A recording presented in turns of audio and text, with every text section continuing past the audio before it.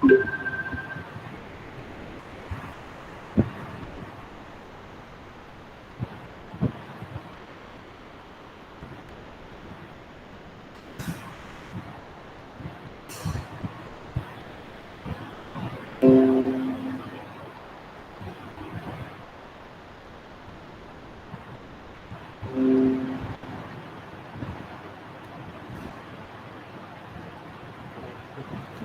good morning, everyone. My name is Saransh Maharshi, and I'm a lecturer in Suresh Ganvihar University. And today we will discuss about heat exchanger, which is the part of the heat and mass transfer. Here, I'm discussing about some content like course objectives of the heat exchanger, course outcome of the heat exchanger, definitions of the heat exchanger, examples of the heat exchanger, purpose of the heat exchanger, types of the heat exchanger, diagram, and some multiple choice questions and some numericals, which is discussed here.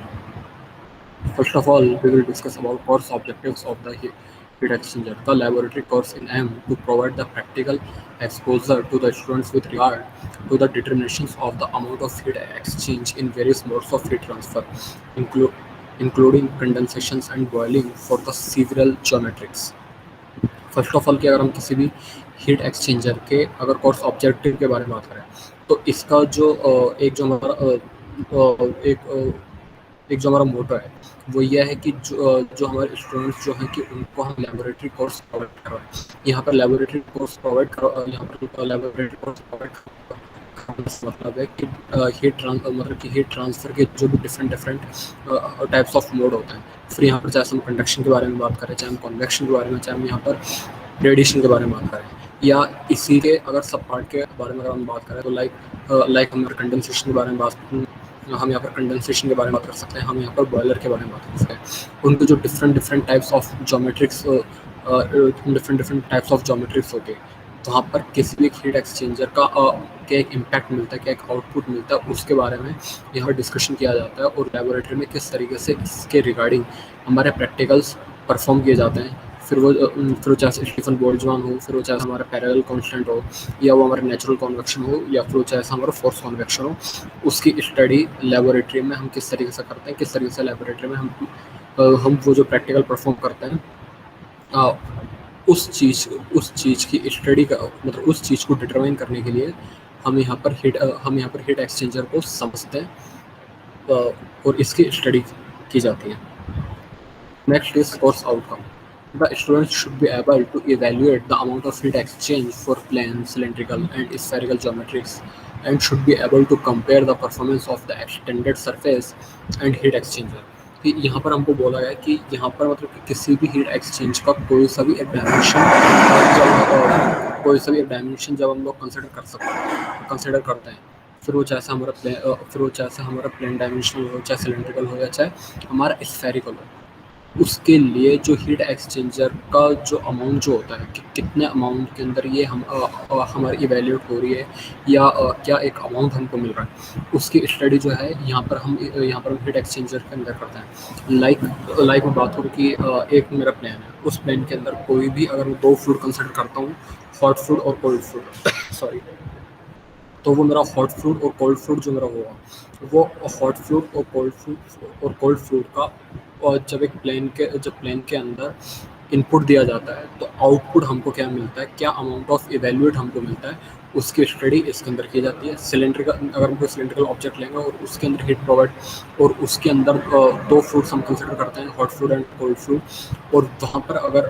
और उस plane के अंदर जब हम लोग heat provide करवाएंगे किसी भी फ्लूइड को, और जब दोनों आपस के अंदर मिक्स होंगे, या दोनों आपस के अंदर जब मर्ज होंगे, आपस के अंदर जब कॉन्टैक्ट में आएंगे,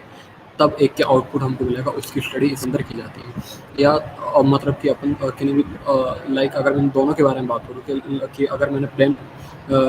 तो फिर जो कि एक मैंने प्लेन डायमेंशन कंसिडर करी, उसके अंदर मैंने कुछ अमाउंट ऑफ हीट मैंने दी, ठीक है, लाइक 35, तो क्या एक आउटपुट मेरे को मिलेगा। और सिलेंडर के अंदर ही अगर मैं 35 की ही हीट अगर मैं प्रोवाइड करवा रहा हूँ, तो तो मुझे क्या अमाउंट मिलेगा, ठीक है। मीन्स इन दोनों का कंपेयर किया जा रहा है और इन दोनों की परफॉर्मेंस देखी जा रही है, मतलब कि जो हमारा प्लेन डायमेंशनल है परफॉर्मेंस ज़्यादा अच्छी रहेगी या सिलेंडर जो है उसकी परफॉर्मेंस ज़्यादा अच्छी रहेगी। यहाँ पर परफॉर्मेंस मतलब है कि working conditions of this object in a particular dimensional like plane and cylindrical. Next is definitions. Uh, Definitions of heat exchanger. A heat exchanger is a system used to transfer heat between two or more fluids. Heat exchangers are used in both cooling and heating process. The fluids may be separated by a solid wall to prevent mixing, or they may be in the direct contact. कि यहाँ पर हमको यहाँ पर पूछा है कि heat exchanger क्या है, तो हम इसके बारे में हमने डिस्कशन किया है कि हीट एक्सचेंजर एक हमारा सिस्टम है जिसके अंदर दो या दो से ज़्यादा फ्लूइड्स के बीच में हीट का ट्रांसफ़र किया जाता है। और ये जो हमारा और ये हीट एक्सचेंजर का जो हमारा प्रोसेस होता है, ये हमारा कूलिंग और हीटिंग दोनों प्रोसेस के अंदर होगा। अगर मैं बात करूँ कि एक जो कोई भी अगर एक सिस्टम मैं कंसिडर करता हूँ और उस सिस्टम के अंदर मैं उस सिस्टम के मिड पार्ट में मैं एक वॉल लगा देता हूँ, ऐसा मीडियम और पार्टीशन, और उसके एक तरफ और उसके दोनों तरफ मैं फ्लूइड कंसिडर करूँगा, hot fluid and cold fluid. ठीक है, देन उस hot fluid and cold fluid के अंदर जो है, उस हॉट फ्लूइड और कोल्ड फ्लूइड में मैंने वो जो टेम्परेचर मैंने कंसिडर करा कि 300 degree centigrade and 30 degree centigrade. और मुझे पता है कि और वो जो वॉल जो है इन दोनों फ्लूइड्स को मिक्स होने से या मर्ज होने से रोक रही है। मीन्स वो यहाँ पर हमारा पार्टीशन का काम कर रही है। और वहीं अगर मैं जो मेरा पार्टीशन जो है, जो मेरी मीडियम जो है, अगर मैं उसको हटा दूँ तो दोनों जो मेरे फ्लूइड्स जो होंगे वो एक दूसरे के कांटेक्ट में आ जाएंगे और उनकी हीट एक्सचेंज हो जाएगी। मीन्स कि एक की हीट दूसरे को, एक दूसरे की हीट तीसरे को, या दूसरे की हीट पहले को प्रोवाइड हो जाएगी। एक हमारा वो सिस्टम जो किसी भी दो या दो से ज़्यादा फ्लूइड्स के बीच में हीट को मतलब कि हीट को ट्रांसफ़र करता है। मतलब कि एक फ्लूइड की हीट को दूसरे फ्लूइड में, दूसरे फ्लूइड की हीट को पहले फ्लूइड की हीट में जब प्रोवाइड करवाता है, तो वो सिस्टम हमारा यहाँ पर कहलाता है heat exchanger. The fluids may be separated by a solid wall to prevent mixing, or they may be in the direct contact। कि यहाँ पर हम बात करते हैं कि एक तो हमारा होगा डायरेक्ट कॉन्टैक्ट और दूसरा हमारा होगा इनडायरेक्ट कॉन्टैक्ट। डायरेक्ट कॉन्टैक्ट के अंदर अगर हम बात करें तो उसके अंदर मतलब कोई भी सेपरेशन या सॉलिड वॉल या जो अभी मैंने बात करी पार्टीशन जो होगा वो हमारा नहीं लगा होगा। उस केस में क्या होगा कि मतलब कि दोनों फ्लूइड जो हैं वो ईजिली एक दूसरे के कॉन्टैक्ट में आ जाएंगे और उनकी हीट जो है उनकी हीट आपस के अंदर चेंज हो जाएगी। मीन्स कि heat are mix of two fluids with each other.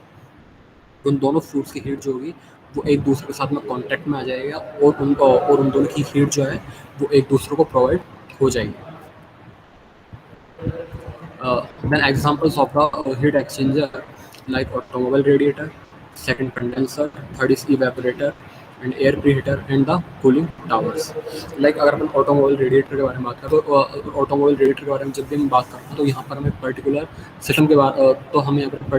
बारे में हम यहाँ पर बात करेंगे जिसको हम लोग बोलते हैं चिलिंग सिस्टम। उस चिलिंग सिस्टम में क्या होता है कि मतलब कि जब भी कोई इंजन हमारा स्टार्ट होता है कि या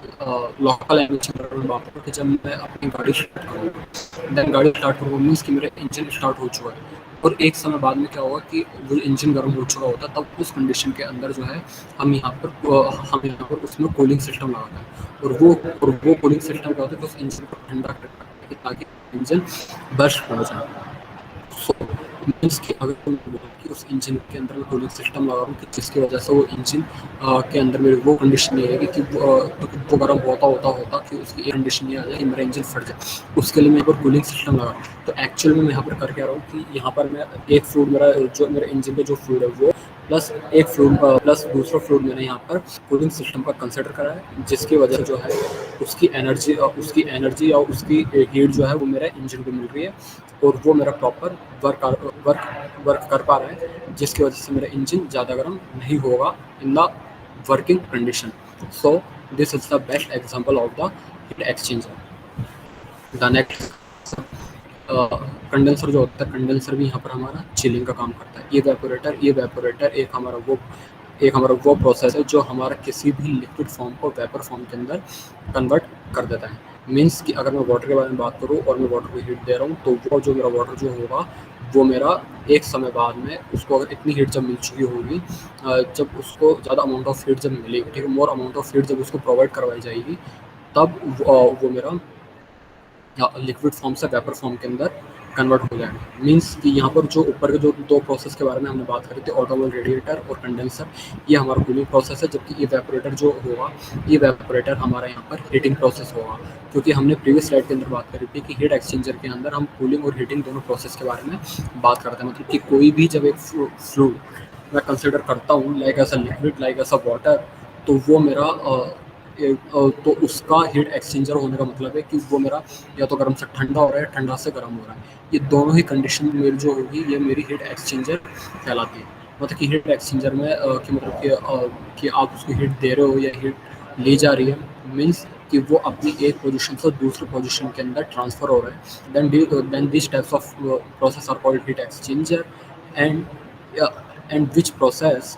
and these process are occur in those systems which are called heat exchanger. Purpose purpose of the heat exchanger. Heat exchanger are integral parts of the fuel cell systems for thermal management functions related to heating of incoming gas streams, exchange of heat from various flow streams, and maintenance of the uniformity of temperature. कि यहाँ पर हमसे पूछा गया है कि और heat exchanger के बारे में जब हम बात करते हैं, तो हमने उसके ऑब्जेक्टिव्स के बारे में बात करी, हमने इसके आउटकम्स के बारे में बात करी, हीट एक्सचेंजर होता है उसके बारे में हमने बात करी, और यहाँ पर इसके एग्जाम्पल के बारे में भी हमने बात करी। बट अब हम यहाँ पर बात करते हैं कि पर्पस, कि हम ये जो हीट एक्सचेंज मतलब किसी भी एक जो पर्टिकुलर सिस्टम है, पर्टिकुलर फ्लूइड का जो हम हीट एक्सचेंज कर रहे हैं, वो हम क्यों कर रहे हैं, उसका क्या एक रीज़न है, क्या एक हमारा मोटो है, क्या एक हमारा पर्पस है, उसके बारे में जो है हम लोग यहाँ पर डिस्कशन करते हैं।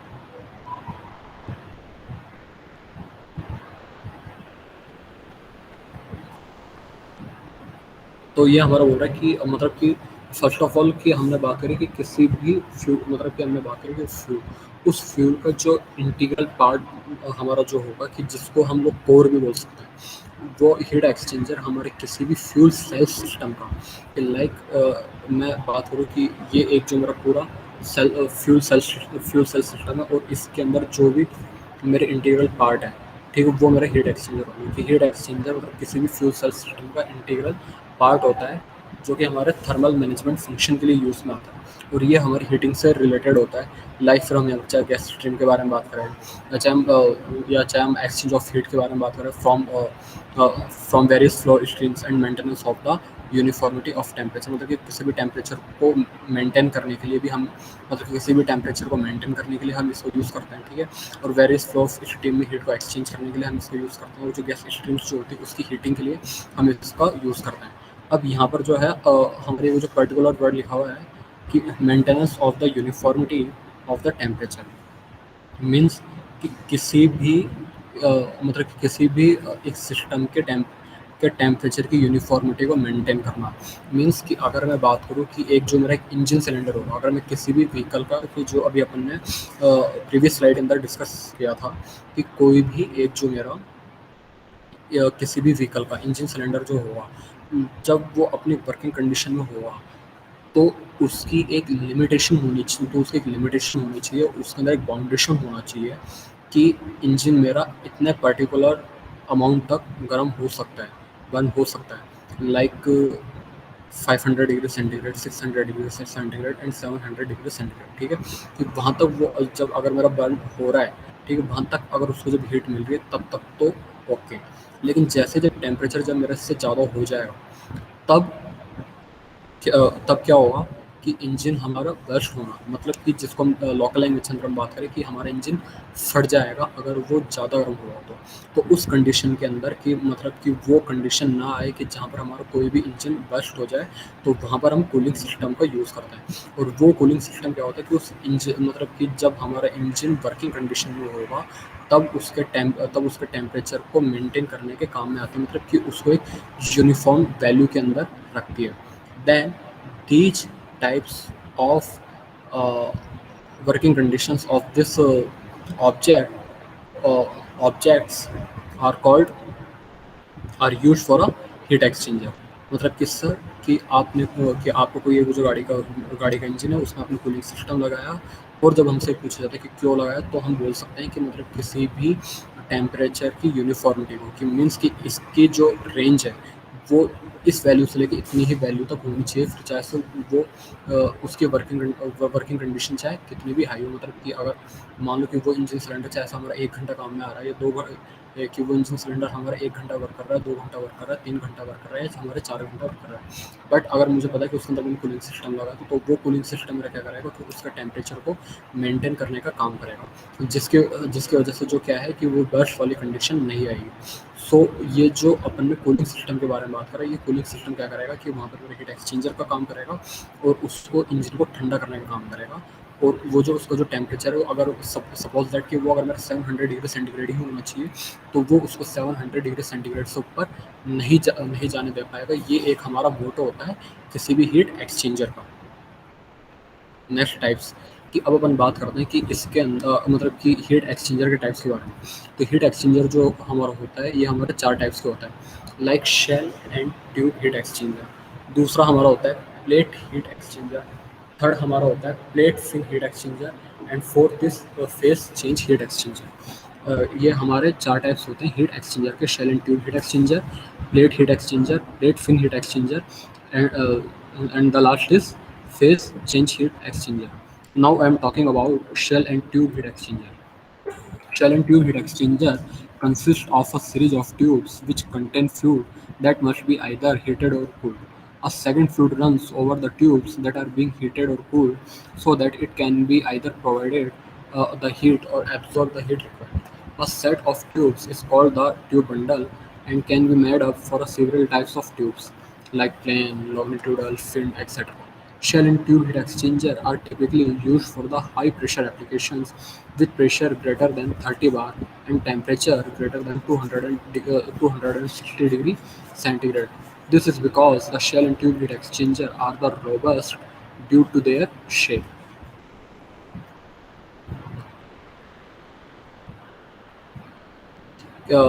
ठीक है, लाइक अब जब यहाँ पर हम किसी हमारे जब shell and tube heat exchanger के बारे में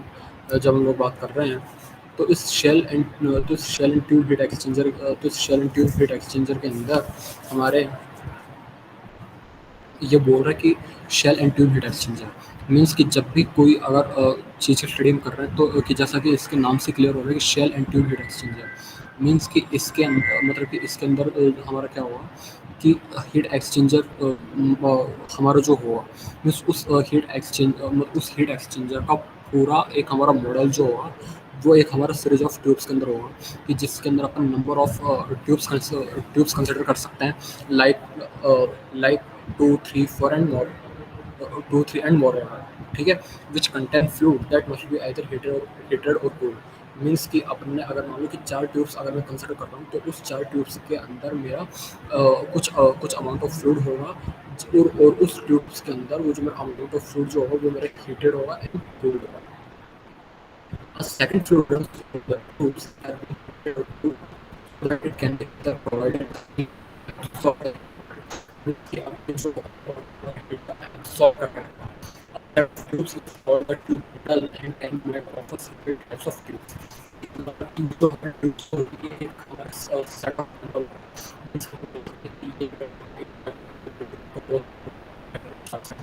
और उस एक जो पर्टिकुलर सेट के अंदर हमारे 4 से 5 ट्यूब थे,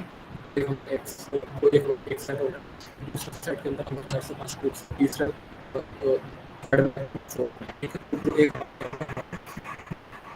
दूसरा सेट होता है, ठीक है, जिसको ट्यूब मेटल क्लोज, तो वो किसी शेल साइज के अंदर हो सकता है, लाइक लॉन्गिट्यूडनल हो सकता है, या फिर shell and tube heat exchanger are typically used for high pressure applications। अब अपन बात करते हैं कि shell and tube heat exchanger के अंदर मैंने बताया कि इसके अंदर हमारा हीट एक्सचेंजर होता है, हमारा नंबर ऑफ ट्यूब्स या उसका मतलब या उसको कंसिडर करना है, इसके अंदर जो है जो सेट के अंदर हमारा होता है, इसके अंदर हम दूसरे फूड को लेके उसके हीट एक्सचेंज करता है। अब बात करें एप्लीकेशन की, इसका जो एप्लीकेशन है वो हम कहाँ मतलब जहाँ पर भी हमको अ, मतलब कि जहाँ पर भी हमको फ्रूट फ्रूट का फ्रेशर चाहिए होता है, वहाँ पर हम उसको यूज़ करते हैं। एप्लीकेशन से and tube of heat exchanger का यूज़ किया जाता है। अगर आपकी हीट एक्सचेंजर के बारे में बात करो तो हीट एक्सचेंजर एक जो पर्टिकुलर अमाउंट के अंदर अगर अमाउंट जो आपका एक्सचेंजर है उसके अंदर जो लेवल कैसा पता चलेगा एक पर्टिकुलर एरिया के अंदर जो है मुझे हीट एक्सचेंजर लेना है। तो इसका विधर कॉन्सेप्ट ये है कि जहाँ पर भी हमको हाई अमाउंट ऑफ प्रेशर चाहिए होता है, वहाँ पर हम किसी भी हीट एक्सचेंजर के अंदर जहाँ पर हमको हाई अमाउंट ऑफ प्रेशर चाहिए होता है, वहाँ पर हम एक्सचेंजर यूज करते हैं। लाइक वो high pressure high amount of pressure होता है, लाइक ऐसा 30 और लाइक 30 मीन्स कि जो 30 ये हमें ये बात है देखिए जो बात जो है ये एक बार प्रेशर की यूनिट है, बट इसको पहले हम जो हमारे इंटरनेशनल स्टैंडर्ड्स यूनिट जो होते हैं उसके अंदर कंसिडर नहीं किया जाता। बेसिकली ये जो हमारा टू हंड्रेड हंड्रेड को प्लस है, सो यहाँ पर जो थर्टी ये हमारा 3000 को पास हो गया, मीन्स 3000 इंटू 10 की पावर 3 पास का अमाउंट ऑफ प्रेशर जहाँ पर हमको चाहिए होगा वहाँ पर हम share into heat exchanger use plus amount of temperature 260 degree centigrade चाहिए हुआ वहाँ पर हम उसको यूज में लेंगे। This is because exchanger because the liquid share into exchanger salt from होता है इसके share essentially so divided into two shell and tube exchanger, then uh, then then high when high amount of pressures are required for the for steady engineering some factories here we require amount of pressures like 30 bar, 40 bar, 50 bar, and high amount temperature like 200 like 200 centigrade bar, and we choose shell and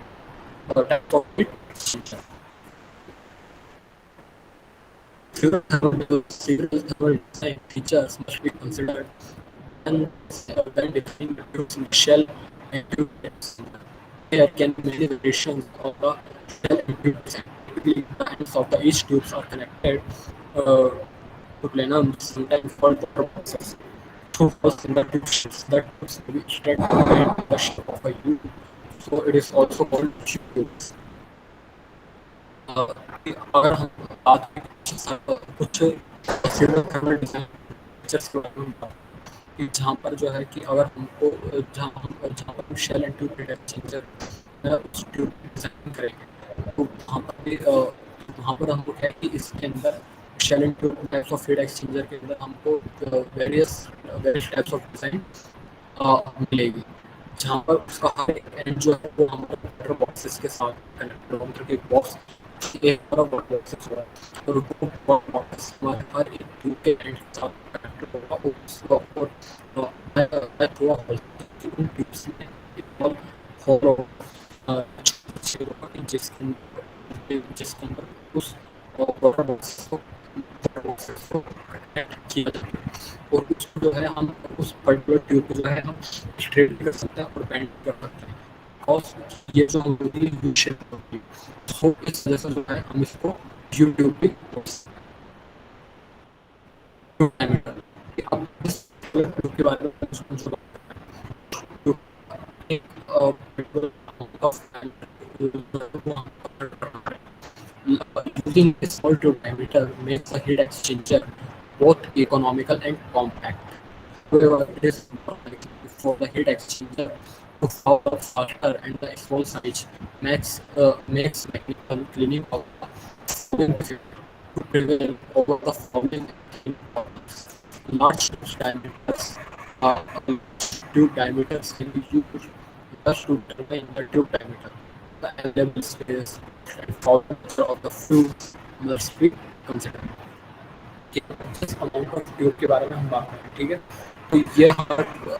ये एक हमारा क्या होगा कि जब हम एक small tube diameter के बारे में बात करते हैं, कोई भी जब हमें पर्टिकुलर ट्यूब हम ले रहे हैं तो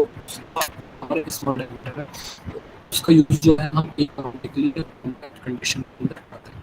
ठीक है। और वहाँ पर जो है वहाँ पर एक हमारा फॉलोइंग फैक्टर, ठीक है, एक हमारा फॉलोइंग फैक्टर कंसिडर होता है। अगर हम बात करें कि जो फॉलोइंग होता है, and the following is the accumulation of the unwanted material of the surface. किसी भी एक सॉलिड सरफेस के ऊपर किसी भी एक सॉलिड सरफेस के ऊपर जो एक अनवांटेड मटेरियल होता है, लाइक मैं बात करूँ कि ये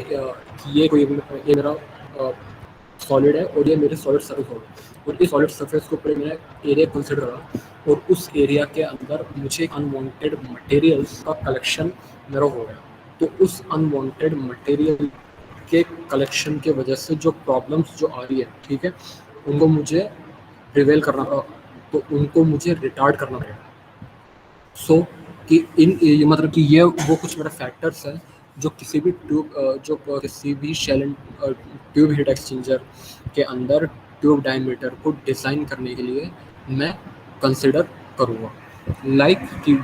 उसके अंदर मेरा फॉलोइंग नहीं होना चाहिए, और वो अगर स्मॉल ट्यूब यूज़ में ले रहा हूँ तो मैं स्मॉल ट्यूब जो यूज़ में ले रहा हूँ, अगर मैं लार्जर ट्यूब यूज़ में ले रहा हूँ तो मैं लार्जर ट्यूब जो यूज़ में ले रहा हूँ, क्योंकि इसमें हमारे फाउलिंग एंड क्लीनिंग प्रॉब्लम्स जो होती है वो हमारे बहुत ज़्यादा घटित होती है, बहुत ज़्यादा अक्कर होती है। सो कि हमको किसी भी shell and tube heat exchanger को यूज़ में लेने से पहले जब हम उसकी डिज़ाइनिंग करेंगे तो उसका एक ट्यूब डायमीटर हमको कंसिडर करना पड़ेगा। Thus, the determine the tube diameter and available space, cost and fouling nature of the fuel and fouling nature of the fuel must be considered। कि मतलब कि उसका fouling nature कैसा है वो हमको कंसिडर करना पड़ेगा, उसके अंदर अमाउंट ऑफ अवेलेबल स्पेस कितना है वो हमको कंसिडर करना पड़ेगा, और उसका एक जो पर्टिकुलर अमाउंट ऑफ डायमीटर कितना है वो हमको कंसिडर करना पड़ेगा। और ट्यूब डायमीटर के बाद में जो है नेक्स्ट नंबर आता है tube thickness. The thickness of the wall of the tubes is usually determined to ensure this is enough room for corrosion. Second, that flow induced vibration has resistance. The third is axial strength. Fourth is availability of spare parts. The fourth is hook strength, and the sixth is buckling strength। कि जिस तरीके से अभी हमने previous slide के अंदर बात करें कि किसी भी shell and tube heat exchanger के अंदर जो हमारे जो ट्यूब का डायमीटर जो होगा उसको हम कंसिडर करेंगे, तब हम कौन कौन सा फैक्टर्स को डिटरमाइन करेंगे। उसी तरीके से जो है कि हम यहाँ पर थिकनेस के बारे में बात करेंगे, किसी भी एक जो particular shell and tube heat exchanger का जिस पर्टिकुलर एप्लीकेशन के अंदर आप यूज़ में ले रहे हो उसके अंदर कितनी अमाउंट ऑफ ट्यूब डायमीटर के साथ साथ में उसका कितनी अमाउंट ऑफ ट्यूब थिकनेस होनी चाहिए, और उसको कंसिडर करने के लिए आप कौन कौन सा फैक्टर और उस चीज़ को डिटरमाइन करने के लिए आप कौन कौन सा फैक्टर यूज़ करोगे। तो इसमें first point is enough room for corrosion, कि मतलब कि उस रूम के अंदर मतलब कि जिस रूम के अंदर आप कंसिडर करोगे उसके अंदर कोरिजन कितना हो सकता है या कितना नहीं होना चाहिए, first point. Second is that flow induced vibration has resistance, कि उसके अंदर कितना अमाउंट ऑफ वाइब्रेशन जो है मतलब कि वाइब्रेशन मीन्स कि when a body are floating from main position to another position. The next is axial strength, मतलब कि उसकी अमाउंट ऑफ स्ट्रेंथ कितनी इन एक्सियल, लाइक फिर वो चाहे हम वाई एक्सिस में बात करें चाहे एक्स एक्सिस में चाहे जेड एक्सिस में। उसके बाद में नेक्स्ट पॉइंट हमारा आता है availability of the spare parts, कि जो भी एक हमारे स्पेयर पार्ट्स है। First of all I will discuss about spare parts. Spare parts हमारे किसी भी ऑब्जेक्ट के जो रिप्लेसमेंट पार्ट जो होता है उसके बारे में अपन डिस्कशन करते हैं, कि लाइक अगर मैं मेरे फ़ोन के बारे में अगर मैं बात करूँ तो उस फ़ोन के बारे में अगर मुझे पता है कि इसके अंदर कोई इसके जितने भी पार्ट्स हैं उसके अंदर एक पार्ट मैंने लिया सिम, और मुझे पता है कि मेरे फ़ोन के अंदर जो सिम की वजह से प्रॉब्लम आ रही है, तो तो मैंने क्या करा कि उस सिम को चेंज कर लिया। तो वहाँ पर वो जो सिम जो है तो जो अगली मतलब कि जो नई सिम जो मैं लूँगा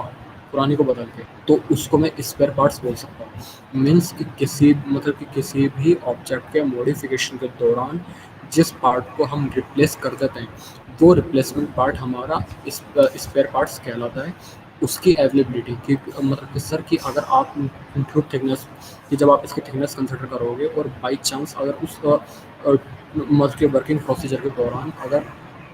ट्यूब कहीं बीच में से ब्रेक हो जाती है या एक्सीडेंट हो जाती है, ठीक है, तो उस कंडीशंस के अंदर क्या आपके पास में स्पेयर पार्ट्स अवेलेबल है, और अगर है तो वो कितने अमाउंट के अंदर है और कौन से कंडीशन के अंदर इसकी रिक्वायरमेंट पड़ सकती है, उस चीज़ को हम कंसिडर करते हैं। So it is a very important factors in the tube thickness for a designing.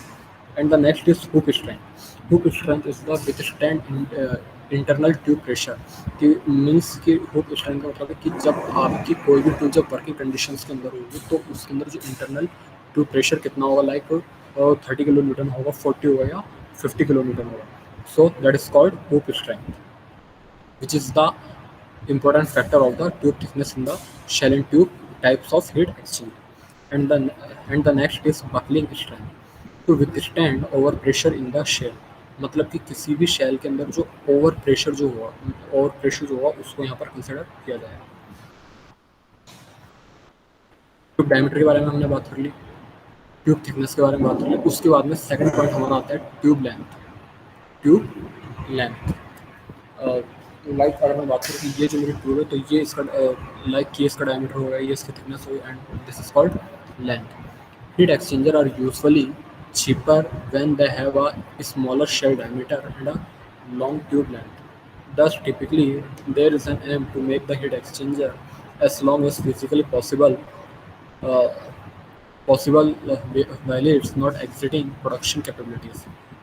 However, there are many limitations for this, including space available at the installation site and the need to ensure tubes are available in the lengths that are twice the required length, so they can be withdrawn and replaced. Also, long, thin tubes are difficult to take out and replace. Tube की thickness और tube के diameter के बारे में जब हम बात करें तो उसके अंदर की जो एक चीज़ जो हमको कंसिडर करनी है वो ये कि उस शेल एंड ट्यूब का ट्यूब डायमीटर जो है वो हमारा स्मॉल होना चाहिए, जबकि लेंथ जो है वो हमारी लार्ज होनी चाहिए और ये हमारे चीपर फॉर्म के अंदर हमको मिलना चाहिए. Thus, typically, there is an aim to make the heat exchanger as long as physically possible while it's not exceeding production capabilities. और कि जिसका एम हमारा ये होता है कि जिस ट्यूब लेंथ के बारे में आप बात कर रहे हो तो उस ट्यूब लेंथ के बारे में आपने ये बोला कि उसकी ट्यूब लेंथ जो है वो तो लॉन्ग होनी चाहिए, जबकि उसका शेल का डायमीटर जो है वो हमारा शॉर्ट होना चाहिए. कि ये मतलब ये एक हम डिज़ाइनिंग करेंगे, तो ये डिज़ाइनिंग हम क्यों करेंगे, ताकि उसके प्रोडक्शन की कैपेबिलिटी जो है वो हमारी हाई हो, मीन्स उसकी फिजिकल प्रॉपर्टी हाई हो, उसकी मैकेनिकल या केमिकल प्रॉपर्टीज हमारी इंक्रीज हो इन द शॉर्ट फॉर्म कि वो हमारे लंबे समय तक चले. However, there are many limitations for this, but इसके अंदर कुछ limitations है, including space available at the installation site and the need to ensure tubes are available in lengths that are twice the required lengths. Tube pitch. When designing the tubes, it is practical to ensure that the tube pitch, the center-to-center distance of adjoining tubes, is not less than 1.25 times the tube's outside diameter. A large tube's pitch leads to a larger overall shell diameter, which leads to a more expensive heat exchanger. कि जब tube pitch के बारे में अगर अपन बात करें तो tube pitch क्या होता है कि जो भी आप दो ट्यूब्स जब आप कंसिडर कर रहे हो तो उस दोनों ट्यूब्स की मतलब एक ट्यूब के सेंटर से लेकर दोनों दूसरे ट्यूब के सेंटर तक की जो डिस्टेंस जो है उसको हम पिच बोलेंगे, जो कि एक दूसरे के साथ में जॉइन होगा. लाइक मैं बात करूँ कि ये मेरी दो ट्यूब्स है, ट्यूब 1 एंड ट्यूब 2, और मैंने इन दोनों को जॉइन कर दिया और इन दोनों का मैंने जो सेंटर जो है वो मैंने कंसिडर करा कि ये मेरे ट्यूब 1 का सेंटर और ये मेरे ट्यूब 2 का सेंटर, ट्यूब 2 का सेंटर एंड ट्यूब 1 का सेंटर. तो यहाँ से लेके यहाँ तक की जो मेरी जो पूरी डिस्टेंस जो होगी उसको मैं यहाँ पर बोलूँगा ट्यूब पिच, और वो जो है मेरी मतलब कि उसके आउटसाइड डायमीटर से 1.25 टाइम्स से कम नहीं होनी चाहिए, but it is a very expensive. Now I am discuss about the diagram of a shell and tube heat exchanger. Then here we consider some point like tube outlet, shell inlet, baffles, shell outlet and tube inlet. मतलब कि first of all कि जब इस shell outlet और shell inlet का मतलब हमारा ये हुआ कि जिस भी वो जो पर्टिकुलर फॉर्म से जिस पर्टिकुलर फॉर्म से जहाँ पर हमारा फूड एंटर करेगा और एग्जिट करेगा और जहाँ से उनको टेम्परेचर दिया जाएगा उनको हम शेल इनलेट और शेल आउटलेट और ट्यूब इनलेट और ट्यूब आउटलेट बोलेंगे, और वो हमारे इस ट्यूब के अंदर वर्क करेगी जहाँ पर हम बीच बीच के अंदर कुछ बैफल्स लगा देंगे और वो बैफल्स हमारे यहाँ पर पार्टीशन का काम करेंगे पार्टीशन का काम करेंगे या मीडियम का काम करेंगे, जिसकी वजह से कि उनके टेम्परेचर के मेंटेनेंस का रेशो जो होगा वो हमारा मेंटेन में रहेगा। The next is plate heat exchanger. Another type of heat exchanger is the plate heat exchanger. These exchangers are composed of many thin, slightly separated plates that have very large surface areas and small flow passages for a heat exchanger. Advance in gasket and brazing technology have made in plate type heat exchanger increasingly practical. In HVAC applications heat ventilations and air conditioning, when used in open loops, these heat exchangers are normally of the gasket type or allow periodic disassembly, cleaning, and inspection.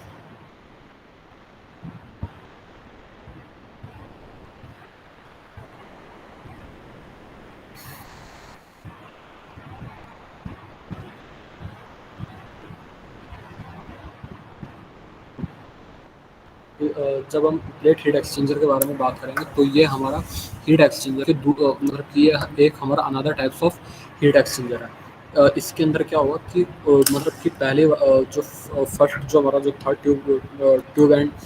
Sorry कि shell and tube heat exchanger, उसके अंदर हमने उसके diameter के thickness के बारे में बात करी, जबकि इस केस के अंदर कि जहाँ पर हम प्लेट हीट एक्सचेंजर के बारे में बात करेंगे कि इसके अंदर जो हमारा हीट एक्सचेंजर जो होगा उस हीट एक्सचेंजर का जो सिस्टम जो होगा वो बहुत थिन होगा थिन होगा, बट जो उसका सरफेस एरिया जो है वो हमारा लार्ज होगा, और किसी भी हीट ट्रांसफर के लिए जो फ्लूइड फ्लो पैसेज जो है वो हमारा स्मॉल होगा। मीन्स कि अगर हमसे किसी भी प्लेट हीट एक्सचेंजर के बारे में जो पूछा जाता है तो प्लेट हीट एक्सचेंजर के बारे में हमें बात बोलेंगे कि sir another types of heat exchanger, और इसके जो फैक्टर के बारे में जब हम बात करें तो हम बात करेंगे कि सर कि इसका डायमीटर बहुत थिन होगा, इसका सरफेस एरिया जो होगा वो हमारा लार्ज होगा, और जो किसी भी हीट ट्रांसफर के लिए फ्लूइड पैसेज जो होगा वो हमारा स्मॉल होगा। Advances in gasket and brazing technology have made in the plate type heat exchanger increasingly practical. ठीक है, और इसका यूज़ जो है हम गैसकेट या फिर ब्रेजिंग के अंदर करते हैं, और साथ ही साथ हम इसका यूज़ HVAC सिस्टम्स या HVAC एप्लीकेशंस के लिए भी करते हैं, which is full form is heat ventilation and air conditioning. तो कि जहाँ पर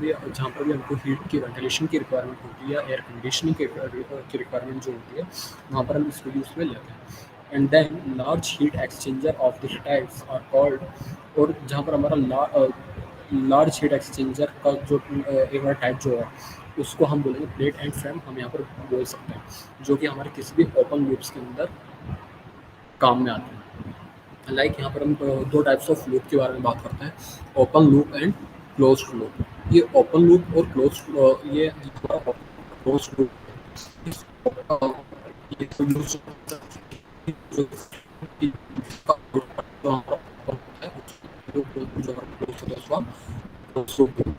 so these types of heat exchanger like plate heat exchanger are used for a open loops. These heat exchanger are normally of the gasket type or allow periodic disassembly, and it is used for a cleaning and used for a inspection. There are many types of permanently bounded plate heat exchangers such as the deep brace, vacuum brace, and plate plate, and they are often specified for the closed loop applications such as the refrigeration. Plate heat exchangers also differ in the types of plates that are used. and in the configurations of those plates, some plates will be patterned with chevron, tempered or patterns. अगर मैं है fins और इसका use जो है कि हम यहाँ पर इसका यूज़ हम डिप्रेस में कर सकते हैं, इसका यूज़ हम वैक्यूम ब्रेज के अंदर रख सकते हैं या वेल्डेड प्लेट वेराइटीज़ के अंदर हम इसका यूज़ कर सकते हैं। प्रीवियस स्लाइड के अंदर हमने बात करी कि इसका यूज़ जो है हम ऑन लूप एप्लीकेशन के अंदर करते हैं, but in the some cases हम इसका यूज़ क्लोज लूप एप्लीकेशन के अंदर भी कर सकते हैं, like as a refrigeration. When compared to shell and tube heat exchanger, the stacked plate arrangement typically has lower volume and cost. Another difference between the two is the plate exchanger typically serve low to medium pressure fluids compared to medium and high pressure of the shell and tube. A third and important difference in that plate heat exchanger employ more countercurrent flow rather than the cross current flow, which allows lower approach temperature differences, higher temperature changes, and increased efficiency. कि अगर हम जो हमारा plate heat exchanger है इसका compare अगर आप shell tube heat exchanger के साथ में करें, तो पहला कंपेयर तो ये है कि जो shell and tube heat exchanger का यूज़ जो है वो हम वहाँ पर करते हैं, इसका यूज़ हम वहाँ पर करते हैं जहाँ पर हमको हाई अमाउंट ऑफ प्रेशर चाहिए होता है, like 30 bar and above. But जहाँ पर प्लेट हीट एक्सचेंजर को यूज़ हम वहाँ पर करते हैं कि जहाँ पर हमको लोअर अमाउंट ऑफ प्रेशर की रिक्वायरमेंट होती है, लाइक गैसकेट। और इसके साथ में कि इसका वॉल्यूम एंड कॉस्ट जो हमारा होता है प्लेट हीट एक्सचेंजर का, वो हमारा लो होता है with compare to shell and tube types of heat exchanger. और और ये जो हमारा shell and tube heat exchanger जो हमारा वर्क करता है, ये हमारा लो टू मीडियम प्रेशर के अंदर करता है, जबकि shell and tube heat exchanger हमारा जो होता है वो हमारा मीडियम टू हाई प्रेशर के अंदर वर्क करता है। और जो लास्ट एंड इम्पॉर्टेंट डिफरेंस जो है between shell and tube heat exchanger and the plate heat exchanger, वो है हमारा कि shell and tube heat exchanger के अंदर जो हमारा फ्लो जो होता है वो हमारा काउंटर करंट होता है, जबकि हमारा प्लेट हीट एक्सचेंजर के अंदर जो फ्लो जो होता है हमारा, वो हमारा क्रॉस करंट फ्लो होता है। काउंटर करंट फ्लो के अंदर कि जिन दो फ्लूइड्स को आप कंसिडर करोगे, लाइक हॉट फ्लूइड और कोल्ड फ्लूइड, वो एक दूसरे के ऑपोजिट डायरेक्शन के अंदर वर्क करेंगे, जबकि क्रॉस करंट फ्लो के अंदर वो एक दूसरे के राइट एंगल बनाते हुए उस डायरेक्शन के मतलब कि इस मतलब दोनों फ्लूइड्स हमारे जो होंगे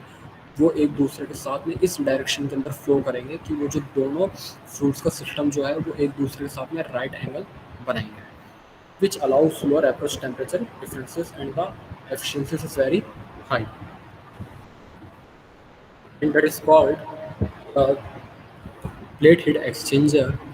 where we consider some amount of plate which is very thin with compared to shell and tube types of heat exchanger. And the next is plate fin heat exchanger. This types of heat exchanger uses sandwiched passages containing fins to increase the effectiveness of the unit. The design include cross flow and counter flow coupled with various fin configurations such as the straight fin, offset fins, and wavy fins. कि जब तीसरे part में कर चुके हैं जब कि जिसको हमने प्लेट फिन हीट एक्सचेंजर बोला है, ये हमारा क्या होता है कि मतलब कि पैसेज दो पैसेज की फॉर्म होने की वजह से कि वो हमारा डिजाइनिंग जो हमारी होगी वो क्रॉस फ्लो कपल्ड या काउंटर फ्लो कपल्ड होकर इस कॉन्फ़िगरेशन के थ्रू वर्क करेगा। लाइक इसके अंदर हम स्ट्रेट फिन के बारे में बात कर सकते हैं, ऑफसेट के बारे में बात कर सकते हैं, वेव फिन के बारे में भी डिस्कशन यहाँ पर किया जा सकता है। Plate and fin heat exchanger are usually made of aluminum alloys, which provide high heat transfer efficiency. The material enables the system to operate at a lower temperature and reduce the weight of equipment. Plate and fin heat exchanger are mostly used for the low temperature services such as natural gases, helium, and liquefaction plants. And transport industry सबसे ज़्यादा motor and air engine exchanger जो हम ये mainly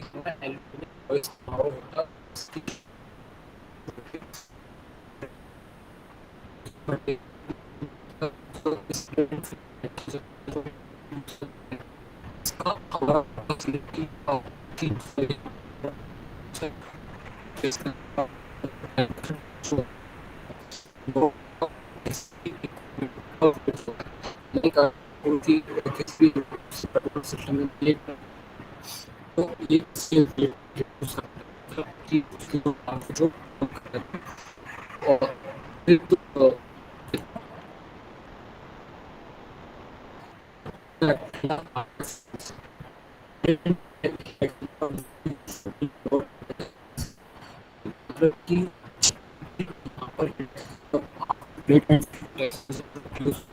use करते हैं आपको plate and heat exchanger का use हम उस कंडीशन के अंदर करते हैं कि जहाँ पर हमको लो टेम्परेचर सर्विसेज चाहिए होती है लाइक फ्लो चार्ट से हम नेचुरल गैसेस के बारे में बात करते हैं मीडियम के बारे में बात करें ऑक्सीडेशन प्लांट्स के बारे में बात करें उस कंडीशन के अंदर जो हीट एक्सचेंजर जो हमारा होता है वहाँ वो हमारा प्लेट एंड हीट एक्सचेंजर होता है क्योंकि यहाँ पर हमको लो टेम्परेचर की रिक्वायरमेंट जो है ट्रांसपोर्ट इंडस्ट्रीज के अंदर भी like water and aircraft engine